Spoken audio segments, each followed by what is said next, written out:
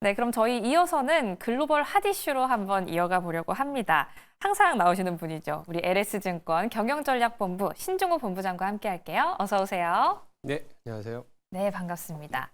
저희 또 간밤 이슈를 생각하면 다보스 포럼을 빼고 이야기할 수는 없을 것 같아요. 여기에서 또 뭐 여러 이야기들이 나왔는데 본부장님은 이 연설 어떻게 보셨나요?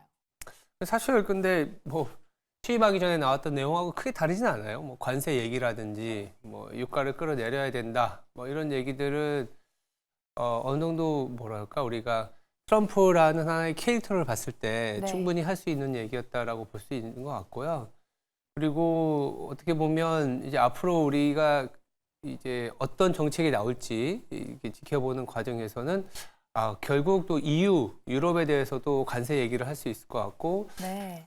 우크라이나 러우 전쟁과 관련해서는 유가 얘기를 했지만 실질적으로 러우 전쟁을 종식시키기 위한 액션이 지금 들어갈 것이다라는 정도, 뭐 이렇게 봐야 되지 않을까 싶습니다. 뭐 그 안에서 우리가 트럼프 취임 이후에 새롭게 뭐 어떤 힌트가 나왔다, 뭐 이렇게 보기에는 그냥 뭐 관세라든지 유가 얘기라든지 금리를 내려야 된다든지 뭐 미국에 와서 저기 제품을 만들어야 된다든지 네. 이런 거는 뭐 다 알고 있던 내용을 했던 것 같아요. 네, 전체적으로 기조가 바뀌지는 않았던 연설이었다라고 보게 될 것 같습니다. 특히 또 말씀해주신 것처럼 들어보니까 지금은 뭐 내용이 바뀌는 것보다 어느 시점에 무슨 얘기가 나오는지를 그렇죠. 체크를 해봐야 네. 하는 것 같아요. 이 부분 함께 챙겨보시면 좋을 것 같고요. 또 다음 주면 우리는 긴 설 연휴를 앞두고 있지만 미증시는 또 쉬지 않잖아요. M7들의 빅테크 기업들의 실적 발표가 예정이 되어 있는데 M7 기업들 현주소 한번 짚어주시죠. M7이 뭐 사실 우리가 M7이라고 얘기하지만 각 기업이 다 다르고 워낙 큰 기업들이지 않습니까? 네. 그렇지만 뭐 실적 시즌에 아마 그들은 그들의 역할을 잘 해낼 겁니다. 전반적으로는. 근데 뭐 투자자들이 봤을 때는 이제 지금 당장에 그러니까 M7 내의 캐펙스라든지 투자 방향성은 고유에 갖고 있는지 지금 당장 모멘텀이 무엇일지에 대해서 한국의 투자자들은 워낙 집중을 하고 있기 때문에 네. M7에서의 우선순위를 고르는 거지 사실은 지금 어떻게 보면 뭐 테슬라든 뭐 엔비디아든 아마존이든 마이크로소프트든 사실 지금 뭐 각자의 실적을 잘 내고 있거든요. 네. 제일 못하고 있는 게 화면에 나오는 애플이긴 한데 어쨌든 애플도 이제 중국에서의 어떤 매출 부진이라는 부분 때문에 힘겨워하고 있지만 AI 폰을 통해서 다시 또 올해 각광받을 수 있는 부분에 남아 있는 상황이고 굳이 근데 이제 M7에서 탑픽 내지는 현재 수준에서의 선호도를 고르자면 뭐 마이크로소프트하고 엔비디아 정도. 근데 너무 화두가 됐었죠. 이제 스타게이트 얘기하면서 AI라는 인프라에 투자가 되는구나. 더 많이 되는구나. 그러니까 거기에 뭐 예를 들어서 뭐 오픈 AI 뭐 그다음에 소프트뱅크, 오라클 뭐 예를 들어서 머스크는 뭐 소프트뱅크 돈 없는데 할 수 네. 있냐 뭐 이런 식의 얘기하지만 근데 이런 전체적인 얘기가 나왔던 자체가 중요한 것 같아요. 캐펙스가 더 들어갈 수밖에 없겠구나. 마이크로소프트가 그랬거든요. 항상 얘기했던 게 작년에도 그랬던 거에 과소 투자보다는 과잉 투자가 낫다. 예, 그만큼 캐펙스를 통한 매출을 일으키겠다는 얘기를 계속 해왔던 거고 실질적으로 AI 서비스를 제공해서 가시적인 수익 창출을 하고 있는 것도 또 마이크로소프트고 엔비디아는 이렇게 보시면 될 것 같아요. 올해 들어서는 엔비디아의 매출액이 줄어들 것이라는 그리고 다소 GP 마진이 좀 둔화될 것이라는 것에 사람들이 밸류에이션 이제 뭐 되겠어? 이랬거든요. 그럼 네. 다시 이제 매출액에 대한 기대치, AI 인프라가 늘어난다? 그럼 데이터 센터라든지 엔비디아의 매출이 늘어날 수 있는 가능성이 또 생긴 거지 않습니까? 네. 거기다 이제 신제품 효과에 의한 P 가격이 올라갈 수도 있는 부분이기 때문에 이렇게 본다면 지금 어떤 M7에서 뭐 실적 발표에서 특히나 더 주목을 하고 있는 게 마이크로소프트하고 엔비디아이지 않을까 이렇게 좀 말씀드리고 있습니다.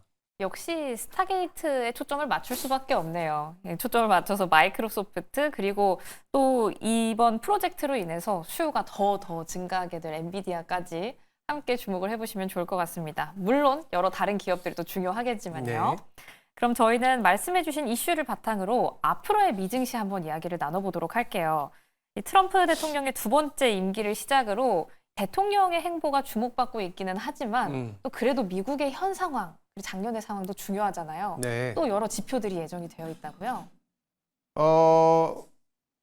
좀 이제 경제 지표에서 중요한 게 사실은 이제 기대치잖아요. 네. 미국에서도 상당히 중요한 게 이런 기대치들인데, 미국의 이제 소비자 심리 지수라는 게 있거든요. 이게 네. 조사하는 거죠. 서베이를 하는 건데, 오늘 저녁에는 이제 미시간 소비자 심리 지수가 발표가 됩니다. 그 안에 근데 보면 이 물가에 대한 기대, 뭐 현재 상황에 대한 기대, 뭐 앞으로의 상황에 대한 기대치들을 이제 발표하게 됩니다. 네. 그러면 이제 투자자들 내지는 또 다음 주에 FOMC가 있기 때문에 물론 이 하나의 지표 갖고 정책이나 내지는 방향성이 결정되는 건 아니지만 가장 최근에 나온 데이터가 기대치가 특히 물가와 관련된 기대치가 좀 높아졌다 그러면 다시 좀 금리가 올라가면서 시장에서는 좀 최근에 이제 또 약간의 리바운드가 있었지 않습니까? 그럼 네. FOMC를 앞두고 좀 주춤될 수 있는 그런 가능성도 제기할 수 있고, 실제적으로 지금 미시간대 소비 심리 지수가 보시면 1년 기대치나 5년 기대치가 조금은 리바운드해서 올라갈 수 있다라고 얘기가 나오고 있거든요. 그런 것들을 좀 챙겨봐야 되지 않을까 말씀드리고 있고요. 반면에 이제 똑같은 서베이 지표인데 이제 기업단에 이를테면 이제 PMI 같은 거 잘 아시잖아요. 네. 그래서 1월 S&P에서 그 민간에서 조사하는 PMI가 있는데 이거는 조금 제조업이 여전히 부진하고 서비스가 그나마 좀 이렇게 유지된다. 그 기존에 있는 뭐랄까요, 그 방향성하고는 크게 다르진 않을 것 같아요. 그래서 S&P 제조업 PMI 같은 경우에는 상승 탄력을 잃고 아직도 확장 국면에 진입을 못하고 있습니다. 네. 그러면 약간 이제 엇박자가 나는 게 이런 확장 국면에 진입하지 못해. 그럼 금리를 내려줘야 되는 거 아니냐. 네. 근데 앞서 이제 미시간 소비자 심리 지수에서는 물가가 좀 올라왔는데 약간 여기에서 투자자들은 좀 어디에 방점을 둘 것이냐는 좀 고민이 있을 수 있어요. 그래서 지표만 놓고 보면은 지표가 주는 방향성은 사실은 없을 것 같다. 근데 이제 앞서 우리가 M7이라든지 이런 얘기를 한 게 그런 지표들을 뛰어넘어서 투자와 매출을 이끌어가고 다소 비싸더라도 시장을 이끌어왔던 게 M7이었기 때문에 거기다가 트럼프라는 강력한 또 매출 기업인이라고 해야 되나? 우리나라에서 만든다든지 아니면 규제로 완화시켜준다든지 여러 가지 제도적인 보완을 통해서 조금 더 매출에 대한 기대치를 높여놨기 때문에 이런 매크로 지표 이외에 있다라는 얘기를 드리면서 말씀을 드린 거고, 다만 이제 미시간 소비 심리 지수 같은 경우에는 인플레이션에 대한 현재 미국의 기대치가 얼만큼 높아지는지 거기에 따라서 금리가 다시 또 들썩일 수 있는지 이 정도는 좀 체크해 보셔야 될 것 같아요. 네, 전체적으로 두 지표 모두 확인을 해봤을 때 좀 엇갈린 흐름이 나올 수도 있겠네요. 네. 그만큼 확인하고 금리에 있어서 조금 집중을 해보시는 게 더 좋을 것 같습니다. 네. 두 가지 지표 함께 이야기를 나눠봤고요. 저희 앞서서는 빅테크 기업들의 실적 발표를 이야기를 했지만 또 당장 실적 발표가 예정되어 있는 기업들도 있다고요. 아메리칸 익스프레스 잘 아시죠? 이게 카드 회사지 않습니까? 네. 당연히 카드 회사니까 이 미국의 소비를 뭐 판단할 수 있는 지표라고도 할 수 있는데 네. 일단은 실적이 나쁘지 않을 것이다라는 얘기들이 나오고 있고, 더불어서 작년에 60% 이상의 주가가 올랐어요. 그냥 주가가 올랐다는 자체는 실적이라든지 미국의 소비가 나쁘지 않았다라는 부분도 있고, 네. 그리고 이제 금리를 이제 낮춰주면서 이제 신용카드, 즉 이제 할부 금리가 좀 낮아질 거잖아요. 네. 그러면 이제 소위 말하는 미국인들은 카드를 쓰면서 소비를 할 수 있는 가능성. 더불어서 이제 그 CEO가 지난 12월 골드만삭스가 이제 컨퍼런스를 열었을 때 어떤 얘기를 했냐면 트럼프발 규제 완화를 좀 기대하고 있다.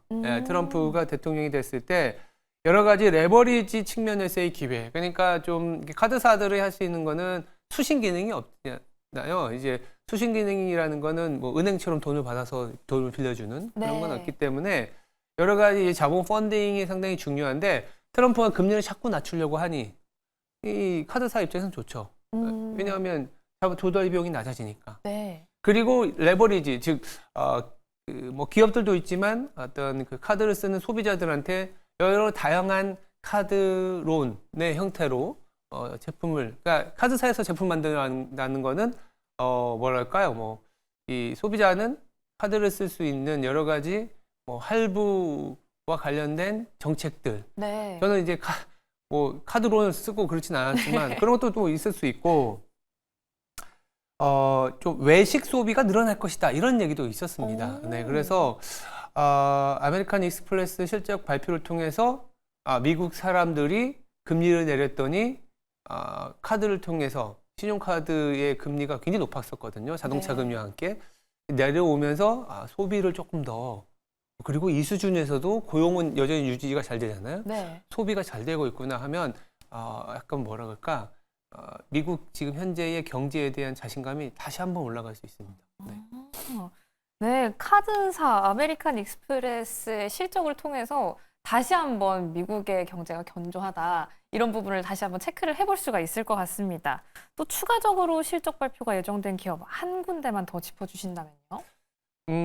이것도 사실은 시장의 메인 기업에서 조금은 벗어나긴 하지만, 근데 이제 에너지 기업이 하나가 나오긴 해요. 중요하진 않지만 그냥 눈여겨볼 만한 게 이 넥스테라 에너지라는 기업인데 천연가스 중심의 기업입니다. 그러니까 네. 재생에너지도 하고 있고, 재생에너지가 이제 풍력 중심인데, 근데 이제 트럼프 대통령은 풍력을 좀 별로 안 좋아하긴 합니다. 네. 태양광은 좀 그래도 어느 정도 이제 정책적인 기대가 있는데, 어쨌든 이 북미 지역의 신재생 에너지 설치량의 20%를 차지하는 만큼 상당히 규모가 큰 회사입니다. 네. 이 기업의 실적 발표를 통해서 어떤 부분에 좀 주목을 해야 되냐면, 트럼프는 이 에너지, 그러니까 화석 에너지를 조금 더 집중해서 얘기하는 경향은 있습니다만, 네. 그 배경에는 그 이전의 정권이 너무 신재생 하니까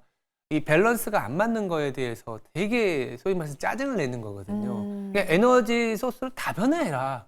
네. 뭐 예를 들어서 원전도 하고, 그 다음에 화석 연료도 쓰고, 그리고 뭐 신재생 쓸 거면 쓰고, 그냥 뭐 내가 봤을 때는 효율이 풍력보다는 태양광이 나은 것 같고, 뭐 이런 부분이거든요. 네. 그런 안에서 넥스트라 에너지가 실적을 발표하고, 이 넥스트라 에너지가 그래도 이런 현재 에너지 다변화에서 하나의 축을, 뭐 천연가스 중심이지 않습니까? 하나의 축을 담당하고 밸류에이션이 나쁘지 않네 하면서, 최근에 이 다우가 어제도 같이 더 상승을 한 것처럼 뭐랄까, 주가에 힘이 되고 가이던스를 보여준다면, 너무 일방향의 어떤 트럼프 친 어떤 모멘텀에서 이런 어떤 기업들도 나름의 모멘텀, 기업의 방향성 제시해 주는구나라고 기대할 수 있는 부분이긴 하거든요. 네. 그러니까 이런 기업들을 통해서 에너지 방향성에서 트럼프 대통령이 어떤 걸 원하는지를 또 캐치할 수도 있겠다라는 생각이 들고 있습니다.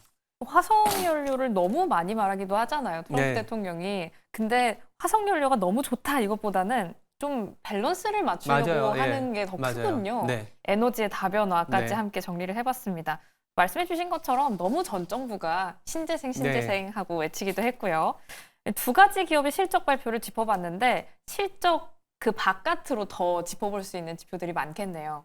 카드사를 통해서나 아니면 맞아요. 에너지 기업을 통해서나 맞아요. 여러 부분을 또 매크로하게 짚어볼 수가 있겠습니다. 그렇다면 이제부터는 말씀해주신 이슈를 바탕으로 개장 전 우리 증시에 대한 힌트를 한번 얻어보도록 할게요. 어제 미 증시는 상승했지만 우리 시장은 약간 조정을 받았습니다. 양시장 모두 1%대 하락하면서 마쳤는데, 또 계속해서 언급되지만 설 연휴 또 긴 휴장을 앞두고 저희가 생각해봐야 할 부분도 궁금하거든요. 길죠. 이게 4일간의 휴장이기 때문에, 그리고 월 말을 앞둔 이제 한 거의 휴장이라서 약간 어제 같은 경우에는 그 리스크 회피 심리도 좀 있었던 것 같고, 그리고 SK 하이닉스가 8조 원이라는 놀라운 실적을 냈지만 스트릿 컨센, 그러니까 네. 실제로 정말 기대했었던 건 한 8.5조 원 정도였으니까 네. 쇼크까지는 아니더라도 약간 8점 중반대까지 나와줬어야 되는데 라는 것도 있었어요. 그러면서 주가가 오히려 뭐 세론이 돼버리는 한국 고유의 변동성이 나타나긴 했습니다. 네. 그래서 오늘도 미국이 오르긴 했습니다만, 한국 내에서 미국이 오른 거에 대한 뭐라 그럴까 힌트를 찾기는 간밤에 미증시에서는 그렇게 많지는 않았던 것 같아요. 그냥 잘 올라줬다 정도인 것 같고 네.